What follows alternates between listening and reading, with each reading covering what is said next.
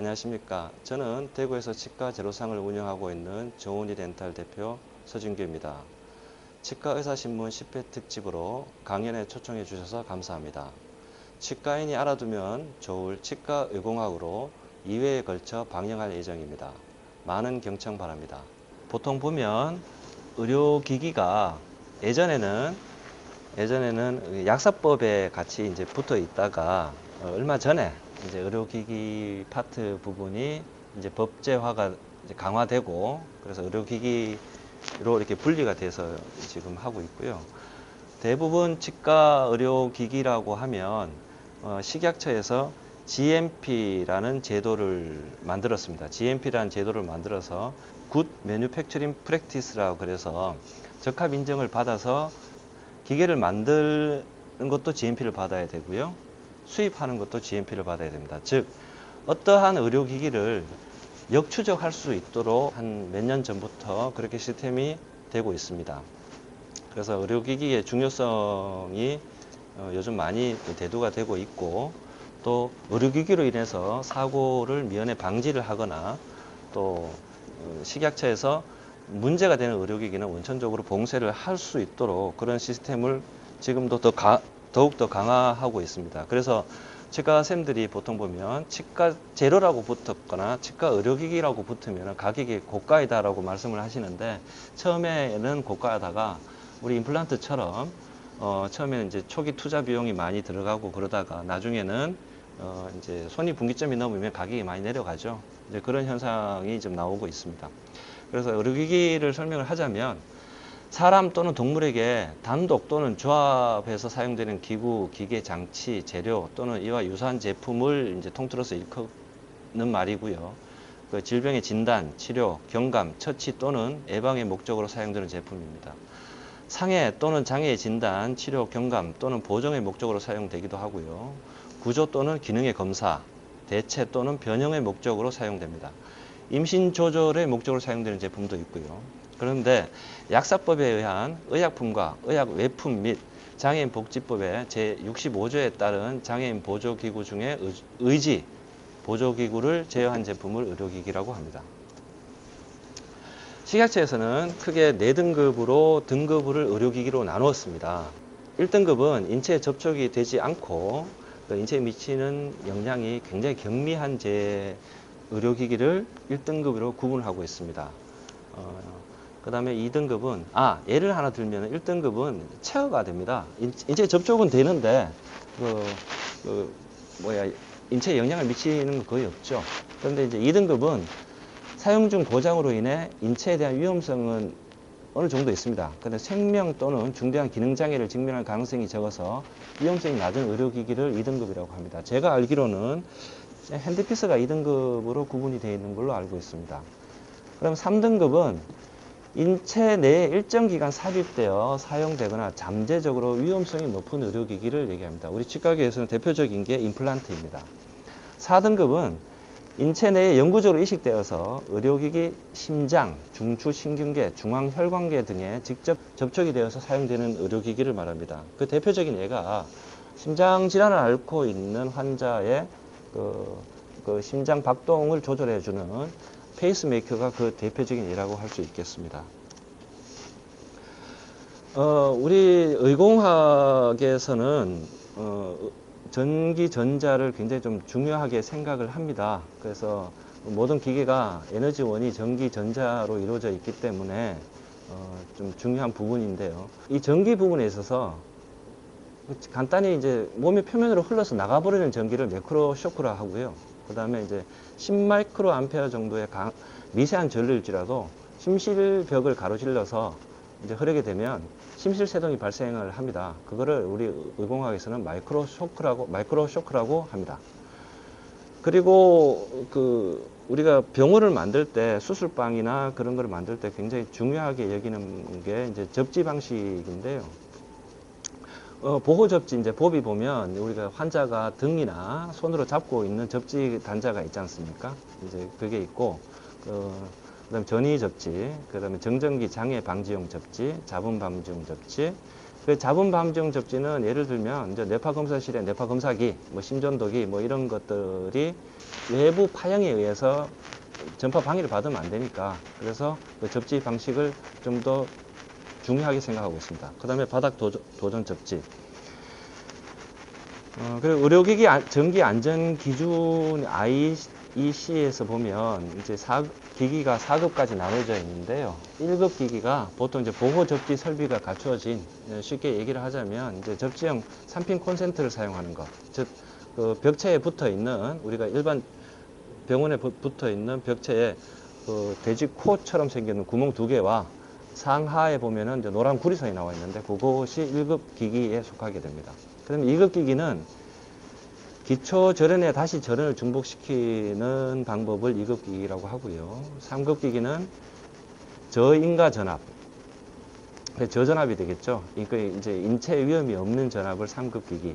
4급 기기는 전지와 같은 그 안에 배터리가 이제 내장이 되어 있는 것. 우리 치과 기기 중에는 이제 그 무선으로 사용되고 있는 기기들. 예를 들면 나이트 큐링기 뭐 이렇게 되겠네요. 전기 충격 보호 정도에 따른 의료기기 분류가, 의료기기에 보면 뒤에 마킹이 이제 보통 적혀 있습니다. 그 BFC라고 적혀 있는데요. 인체에 장착하는 장치를 body에서 B 이니셜을 쓰고요. 그 다음에 입력 절연형을 플로팅 F, 그 다음에 심장에 영향을 주는 C, 그러니까 카디악이라고 하는 것을 C라고 하고 있습니다. 우리가 치과에서 흔히 많이 쓰고 있는 치과 장비를 목록을 한번 만들어 봤습니다. 제일 많이 쓰고 있는 유니트 체어, 그 다음에 엑스레이. 엑스레이는 이제 표준 엑스레이, 페리에피칼 엑스레이와 파노라마, 세팔로, CT 이렇게 구성이 되어 있고요. 그 다음에 이제 공기 압축기인 에어 컴프레셔, 그 다음에 석션기, 그 다음에 소독기, 그 다음에 근관 치료기 외에 뭐 소장비들. 정수기는 의료기라고 할 수는 없지만 요즘 많이 이슈가 되고 있고, 또 그 물에 그 정수기를 수관에, 그러니까 좀 물관에, 우리가 치과에서 굉장히 많이 사용하고 있는 이제 물관에 바이오 필름이라든가 또 저기 오염 물질이 많이 있다, 뭐 그래서 정수기를 한번 넣어 봤습니다. 정수기는 뭐 간단히 설명을 드리자면은 중공삼막과 그 다음에 삼투압, 역삼투압 방식 뭐 이런 형태의 정수기가 많이 있습니다. 많이 있는데 치과에서 제가 권장하고 싶은 것은 삼투압과 역삼투압 방식은 해수를 담수를 만드는 기계로 알고 있습니다. 즉 바닷물을 우리 해군들이 정수를 해서 이제 뭐 사용을 하게끔 만드는 게 그 삼투압과 역삼투압 방식으로 알고 있는데, 그 정도의 정수기를 우리 치과에서 사용하게 되면 많은 시간이 수관에 물이 굉장히 고여 있을 경우에 바이오 필름이 생기거나 아니면은 순수 물이기 때문에 오염이 될 수도 있다. 그래서 수돗물에 있는 염소 성분이 이제 보통 보면 소독 작용을 하니까 염소 성분을 좀 잔류 좀 시키는 게 안 낫겠나. 그래서 제 개인적인 소견입니다만은 중공삼막, 즉 필터 4개를 그냥 통과해서 나오고 그 필터 4개를 통과해서 나와서 적정 압력, 치과 기계가 원하는 압력을 공급해주는 정수기가 좋지 않을까, 그렇게 생각을 합니다. 치과 의자, 치과 진료대, 치과 체어의 기준으로 보면 유압 방식, 즉 기름을 모터를 이용해서 상하 작동을 하게끔 만든 게 유압 방식인데요. 지금 사용하고 있는 모든 체어는 아마 유압 방식이 아마 대부분이지 싶고요. 예전에 한 20년, 30년 전에는 기어 방식도 사용을 했었습니다. 근데 거기에 불편함, 그 다음에 많이 느껴서 유압 방식으로 많이 지금 대체가 됐고요. 보시는 사진은 이게 마운트 타입이라고 합니다. 그 브라켓이 달려 있는데 그 브라켓 암이 환자 가슴 쪽으로 지나가는 것을 마운트 타입. 그 다음에 가슴 쪽으로 안 지나가게 그 시트 밑으로 지나가게 언더 마운트 타입.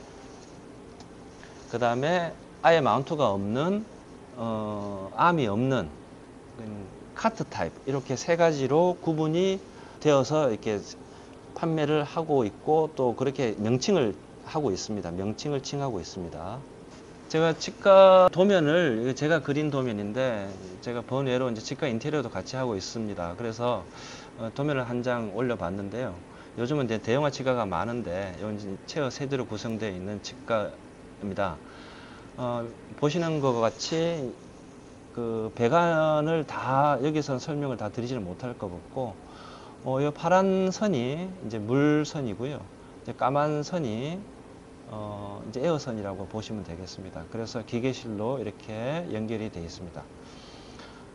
체어에 공급되는 선은 총 몇 개일까요? 요거 체어에 공급되는 선은 총 몇 개일까요? 원장님들 혹시 치과 선생님들 알고 계실지는 모르겠습니다. 체어는 보통 한 7개의 선이 장착이 되어 있습니다. 외부에서 장착이 되어 있는데 석션, 즉 환자의 침이나 타액, 그 다음에 핸드피스를 돌리고 난 물들을 빨아들이는 석션관 25mm VG1이라는 PVC를 사용을 해서 구성을 하고요. 그 다음에 50mm, 이거는 이제 하수관인데 환자가 양치한 물을 뱉었을 때 나가는 관. 그 다음에 체어에 에어를 공급하는 10mm, 내경이 10mm인 우레탄 호스, 그 다음에 10mm인 우레탄 물호스, 이렇게 구성을 하고 있고요. 그 다음에 요즘 많이 네트워크의 그 CT나 그 다음에 디지털 엑스레이를 봐야 되기 때문에 네트워크를 구성하기 위해서 UTP 선, 그리고 석션은 예전에는 체어에 이 에어 석션이 이제 붙어 있었는데, 에어 석션이 장착이 돼 있었는데, 그 장착되어 있는 에어 석션의 단점이 너무 많아서 석션 모터를 사용하게 되죠. 그래서 그 석션 모터를 동작을 시키기 위해서 동작선이 포설이 되어 있고요. 그 다음에 전원선과 TV 케이블로 구성이 되어 있습니다. 사진에서 보시는 것 같이 이 선이 물선입니다. 물선이고요. 체어의 한 부분을 제가 사진을 찍어서 올려놨는데, 요 물과 그 다음에 요 선이 에어선으로 구성이 되어 있고요. 하수와 석션, 그 다음에 석션 동작선, 그 다음에 통신 케이블, UTP나 RGB 케이블, 이렇게 크게 구성이 되어 있습니다. 체어는 공기압을 5kg에서 7kg 정도 사이에 공기압을 요구를 합니다. 1세제곱평방미터당 5에서 7kg 압력의 공기가 계속 유지되어야 합니다. 왜냐하면 핸드피스 돌리는 그 에어압이 보통 3kg 내외이기 때문에 그 정도의 공기를 해줘야만 한 라인의 에어 호스로 인해서 여러 대를 사용을 해도 공기압이 적절하게 나오게 됩니다. 그 장치가 요 에어 레귤레이터, 에어 적정한 공기압을 유지시켜주는 장치가 바로 이 에어 레귤레이터가 치과 체어에 장착이 되어 있습니다. 에어 레귤레이터 보면 일단 에어가 들어오면 여기에 투명한 관이 있는데요. 이 관에 물이 고이게 됩니다. 그래서 한 번씩 에어에 물을 빼주라는 말을 거래처 기사나 와서 해주는 경우가 있는데, 왜냐하면 컴프레셔에는 항상 물이 생기기 때문에 그 컴프레셔에 대해서는 뒤에 말씀을 드리겠지만 체어에 만약 이 장치가 되어 있고 이 투명 관이 있으면 하방에 물을 뺄 수 있는 장치가 되어 있습니다. 버튼으로 되어 있는 것도 있고 돌리게 되어 있는 것도 있고 두 가지 타입이 있으니까 치과에 와서 관리를 해주시는 기사한테 물어보면 될 것 같습니다. 그래서 주기적으로 에어에 있는 물을 빼주시면 건조된 에어를 사용하실 수가 있습니다. 그리고 이제 뭐 뜬금없이 갑자기 이제 그림을 하나 제가 올려놨습니다. 이제 이게 굴인데요. 공입니다, 공. 우리 지구상에서 완전한 굴을 표현할 수 없다라는 말을 뭐 어디서 제가 들은 것 같은데, 완전한 굴을 만약에 만들 수만 있다면 베어링 자체가 카트리지가 고장이 나는 주기가 굉장히 현격히 줄겠죠. 그렇게 안 되기 때문에 고가의 카트리지를 이제 핸드피스를 이제 수리를 하려면 고가의 카트리지를 교체를 해야 되는 이제 일이 생기게 됩니다. 우리나라에서도 이 완전한 굴을 기술력을 가지고 있다라고는 볼 수가 없고, 저는 지금 뭐 어떤 회사가 베어링을 잘 만든다는 얘기를 들어본 적이 없어서 아직도 이 베어링 자체는 해외 의존도가 굉장히 높습니다. 그래서 핸디피스 안에 있는 카트리지를 뜯어보면 공기압을 이용해서 노토를 돌리는데 마찰 계수를 줄이는 방법이 완전한 굴을 이용을 하면 됩니다. 그런데 이건 이제 보통 이제 NSK나 카보나 뭐 여러 가지 회사가 있지 않습니까? 그 회사가 이상적인 굴은 아니지만 그래도 지금 나와 있는 베어링을 잘 만든다고 할 수 있겠죠. 그래서 핸드피스가 NSK 핸드피스가 보급이 가격이 그나마 괜찮으니까 보급이 많이 되어 있고, 카본은 명품이라고 하죠. 여기서 또 한 가지 더 추가적으로 말씀을 드리고 싶은 거는 노토의 질량이 높으면 높을수록 토크가 더 강해집니다. 그런데 노토의 질량이 높이려면은 이 노토의 크기가 커져 버립니다. 그래서 카보의 핸드피스가 보면 조금 헤드가 크는 경향이 있는데 그 대신에 토크가 굉장히 좋죠. 핸드피스 카트리지를 오래 쓰려면은 1회 이상의 오일을 쳐 주셔야 됩니다. 그래야 마찰 계수를 줄일 수가 있고, 그 마찰 계수 줄임으로 인해서 베어링이 상하는 것을 막을 수 있기 때문에, 이런 핸드피스를 구매를 하시면 핸드피스 키트 안에 이런 노즐들이 아마 다 있을 겁니다. 이 노즐들을 이용해서 충분하게 오일을 쳐주시는 게 좋습니다. 오일을 쳐주시는데 원장님들은 좀 역설적으로 오일을 많이 쳤다고, 핸드피스가 미끄럽다고 말씀을 하시는 분들도 좀 많이 있더라고요. 그 직원들이 참 고생을 많이 하는 분들도 많이 봤는데, 될 수 있으면 1회 이상 오일을 많이 쳐주셨으면 좋겠습니다. 그리고 다음 기회가 된다면 제가 시간이 되고 다음 기회가 된다면 동영상으로 오일 치는 방법이라든가 그런 것을 다시 제가 한번 만들어 보겠습니다. 그리고 어시스트 쪽에 체어 어시스트 쪽에 3웨이 시린지가 있는데요. 요거는 이제 흔히 진료 기구죠. 스무스 브로치입니다. 요 노즐 끝 부위가 많이 좀 막히는 경우가 있습니다. 그러면 스무스 브로치로 노즐 끝 부위를 뚫어 주시면 뭐 물이 안 나온다. 뭐 그럴 때는 여기를 한번 뚫어 주시면 물이 나올 수도 있으니까 그렇게 하시면 될 것 같습니다. 그리고 석션 대가 있는데요. 이 석션 대를 이 부위를 누르면은 이 석션 대 레버가 있는데, 이 대 레버가 석션 이제 개방과 폐쇄를 반복을 하게 됩니다. 그러면은 이 석션을 하게 됐을 때 블레딩이 되어 있는 블레딩 유착이 되어 있으면은 레버의 움직임과 또 석션이 잘 안 되는 경우가 있습니다. 그래서 요쪽을 누르시면은 이 레버가 분리가 됩니다. 그래서 소지를 하시면 됩니다. 실리버 에젝터도 마찬가지고요. 핸드피스의 종류는 이제 크게 두 가지, 하이스피드와 로우스피드로 구분이 됩니다. 그리고 또 하이스피드는 볼 베어링과 에어 베어링으로 구성이 되어 있고요. 로우스피드는 전기 모터와 에어 모터로 구성이 되어 있습니다. 볼 베어링은 우리가 지금 대부분 쓰고 있는 앞에 말씀드린 부분의 핸드피스들은 볼 베어링이고요. 요즘 에어 베어링은 예전에 신흥 회사에서 신흥 체어에 장착돼서 나와 있는데 장단점은 다 있습니다. 볼 베어링은 토크가 좋고요. 에어 베어링은 토크가 상대적으로 볼 베어링보다 낮은 대신에 카트리지가 반영구적입니다. 왜냐하면 베어링이 없기 때문에 딸린 게 없죠. 에어로 막을 형성을 해서 동작을 하기 때문에, 그래서 그런데도 불구하고 에어 베어링은 지금 많이 사장이 되어서 사용하지 않는 추세에 있습니다. 로우스피드는 전기 모터와 에어 모터가 있고요. 추후에 말씀을 드리겠습니다. 핸드피스의 대표적인 이제 카보 핸드피스의 커플링입니다. 커플링을 제가 요 리무버를 여기 꽂아 놓은 이유가 대부분 튜빙과 커플링이 완전히 결착이 안 돼 있는 경우로 사용을 하시는 경우가 많은데요.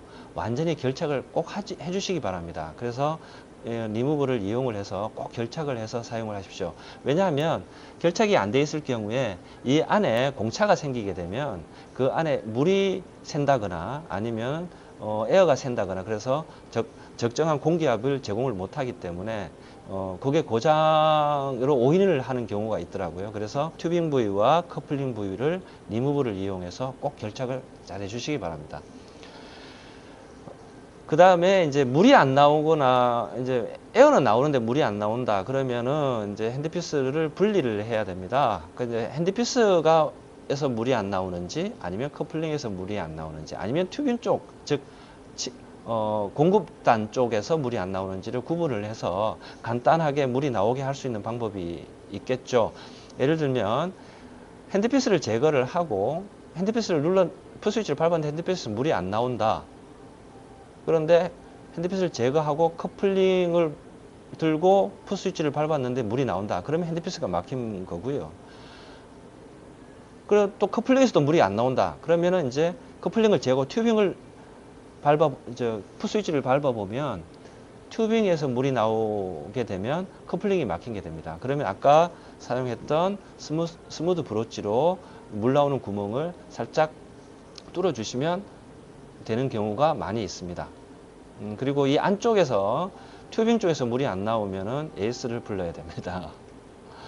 자, 그 다음에 로스피드 핸드피스 종류가 우리가 이제 체어에 보통 보면 핸드피스 홀더에 1번, 2번은 하이스피드, 3번은 노스피드, 4번은 스케일러 이렇게 이제 장착이 되어 있는데요. 에어 모터는 평균 RPM이 22,000회, 그 다음에 전기 모터는 32,000회. 그리고 구동 방식이 뭐냐면 에어는 이제 로터, 즉 날개, 팔랑개비, 프로펠러가 달려 있고요. 전기 모터는 자기장의 힘으로 돌아가기 때문에 아마추어가 있습니다. 에어 모터는 본체 열이 발생이 없습니다. 본체 열이 발생이 없고, 그런데 단점은 또 저속에서 파워가 적습니다. 근데 전기 모터는 본체 열이 발생을 하고요. 저속에서 파워가 상대적으로 에어 모터보다는 더 좋습니다.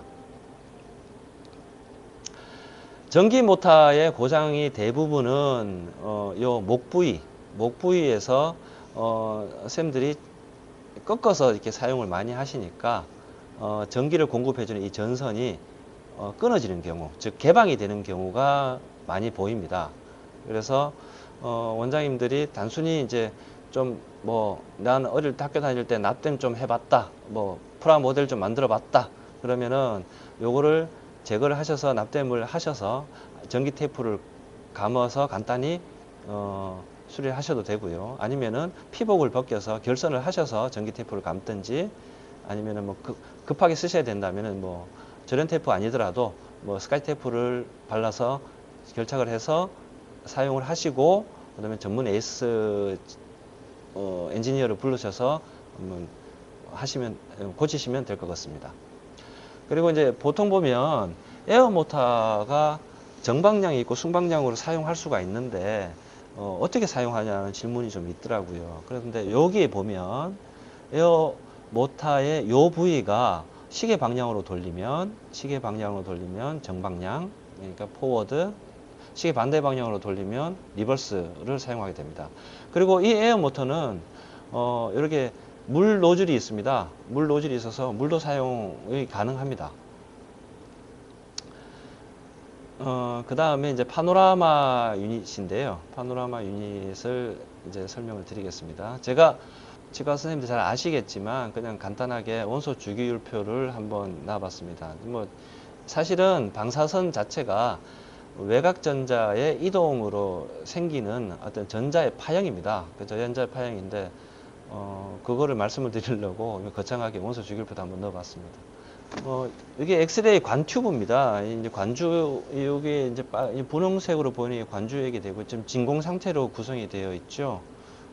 그리고 이제 음극하고 양극으로 되어 있고요. 근데 필라멘트가 이제 텅스텐 필라멘트로 되어 있습니다. 그래서 여기에 텅스텐 필라멘트를 가열해서 전자를 발생시킨 다음에 이들 전자에게 고전위차를 줘서 가속을 시킵니다. 그러면 이 타겟 부위가 텅스텐으로 되어 있습니다. 그래서 이 가속 부위가 텅스텐 저지극에 충돌하면 X선이 이렇게 발생을 하게 되는 원리입니다. 원자 핵 양전이 근처를 통과할 때 핵의 인력으로 인해 본래 진행 방향에서 편향돼서 감속이 되어 에너지를 잃습니다. 이때 전자가 잃는 에너지만큼 X선 광자 포톤으로 변환되어 이것을 저지선 또는 제동 방사선이라고 합니다. 여기 이제 기본적인 전자의 이동 방향, 그 다음에 이제 방사선 방향이 되겠죠. 요즘은 인트라오랄과 익스트라오랄을 디지털 로 많이 사용을 하는데, 인트라오랄이든 익스트라오랄이든 디지털이라고 한다면 원장님들이 어떤 원장님들은 엑스레이 자체가 디지털이냐라고 말씀을 하시는 분들도 있어서 간단히 언급을 해드리면, 엑스레이는 디지털이 불가능합니다. 지금 기술로는. 타겟 분능, 즉 엑스레이를 받아서 상을 구현해내는 부분을 디지털화 했다는 겁니다. 그래서 보통 타겟, 즉 엑스레이를 피사체를 통과해서 맞는 그 부위 자체가 이제 보통 그 셀이라고 하는데, 굉장히 디지털하고 하면 0과 1로 구성이 되어 있지 않습니까? 그래서 어느 쪽은 빛을 받고 어느 쪽은 빛을 받는 쪽을 1과 0으로 이렇게 반복을 해서 그 상을 표현해 내는 겁니다. 디지털이 지금은 필름으로 찍는 것보다 디지털로 찍는 게 더 상이 더 좋고, 요즘은 뭐 기술이 너무 발전이 돼서 저도 지금 그 기술이 따라가기가 너무 버거울 정도니까, 버거울 정도입니다. 자, 그 뭐 아시다시피 익스트라오랄은 그냥 파노라마나 CT 또는 세팔로 엑스레이를 말을 하는 겁니다. 그 다음에 이제 컨벤셔널 CT와 그 다음에 콘빔 CT, 요즘 그 대부분 콘빔 CT를 많이 사용을 하시죠. 콘빔 CT라고 한다면 말 그대로 그 원뿔형의 방사체가 나와서 피사체를 통과해서 그 디텍터를 맞아서 그 다음에 이제 그 수학적 알고리즘을 위해서 3차원의 최적의 정보를 획득해서 그 우리 육안으로 볼 수 있게끔 이제 컴퓨터가 조작을 하는 거겠죠. 그런데 요즘 CT도 가격이 많이 내려서 그 원장님들이 진료할 때 많이 도움이 되리라고 생각을 합니다. 이게 이제 방사선 사진을 이제 대표적인 파노라마 사진과 이제 CT, 강의가 지루할 것 같아서 재밌는 사진을 인터넷 찾다 보니까 뭐 이게 있어서 한번 올려봤습니다. 그리고 이제 우리가 엑스레이를 찍을 때 뭐 관상명, 정중명, 시상명, 정중시상명 뭐 이렇게 해부학을 많이 원장님들 한번 예전에 배웠던 것들을 한번 보시라고 제가 한번 올려놔봤습니다. 간단하게. 뭐 안테리어, 포스테리어 뭐 다 아시는 거니까 그건 넘어가겠습니다. 근데 이제 중요한 거는 파노라마를 찍을 때 요 라인을 초점층이라고 합니다. 초점층이 굉장히 중요한데요. 예전에 필름 파노라마 찍을 때나 지금 디지털 파노라마 찍을 때 뭐 디지털 파노라마에서 변화를 준다고 하지만 어차피 필름 파노라마든 디지털 파노라마든 환자의 위치가 굉장히 중요합니다. 그거를 0점화라고 하는데요. 어느 정도 파노라마가 왔다 갔다 하면 원장님들 리딩하시고 판독하시기에 굉장히 힘이 드니까 그러니까 이 초점층을 잘 맞춰서 이제 찍어야 되리라 생각이 됩니다. 하악을 전방으로 위치시킨 경우에 방사선 사진상으로 보이고요. 그 적절히 이제 위치시킨 이제 방사선 사진상. 그 다음에 하악을 후방으로 위치시켰을 때 이 퍼지는 이 상입니다. 그래서 이제 요거는 치과 우리 종사자다 직원들, 위생사들이나 뭐 치과 조무사들, 치과 종사들이 알면은 좋을 만한 내용인 것 같은데, 촬영 전에 국소 위치 가철성 교정 장치, 즉 그 두경부에 있는 모든 금속물을 제거를 하고 찍으셔야 되고요. 환자는 촬영한다고 움직이지 말아야 됩니다. 촬영에 두려움이 있는 어린이에게는 액션 관도가 회전한다는 것을 보여줌으로써 공포심을 줄이고 촬영할 때 움직임을 예방할 수가 있습니다. 환자의 악궁을 중심을 초점층의 중앙에 위치시킨다. 좀 전에도 말씀을 드렸다시피 이 부위가 상당히 좀 중요한데요. 엑스레이를 얼마나 잘 찍느냐는 이 초점층 위치가 굉장히 중요하다고 생각이 듭니다. 일반적으로 호미파인 교합체, 바이트 블락을 사각 전치 절단부를 물리고 정중시상면이 정확히 초점층에 위치하도록 합니다. 그리고 환자의 교합 평면은 수평면에 대해 20도, 30도 전하방으로 기울게 위치시키도록 합니다. 등을 굽히면 경추가 중첩되어서 방사선 불투과성의 인공 음영을 야기시키므로 하악의 정중부가 불퉁해지므로 목을 이제 신장한 상태에서 환자의 등을 똑바로 펴도록 합니다. 요 부위는 제가 조금 이따가 그림으로 다시 설명을 드리겠습니다. 그래서 샘플 사진을 보면 턱을 너무 들고 촬영된 사진을 보면 이렇게 울겠죠. 예. 그 다음에 이제 고개를 너무 숙이고 하면은 이제 이렇게 뭐 되고요. 그 다음에 상하악 모두 초점층보다 전방에 위치한 파노라마 방사선 사진입니다. 상하악 모두 초점층보다 후방으로 위치된 파노라마 방사선 사진을 보시고 계십니다. 앞골의 편측이 초점층을 벗어나 촬영된 파노라마 방사선 사진입니다. 그 다음에 등을 굽히고 촬영된 파노라마 방사선 사진입니다.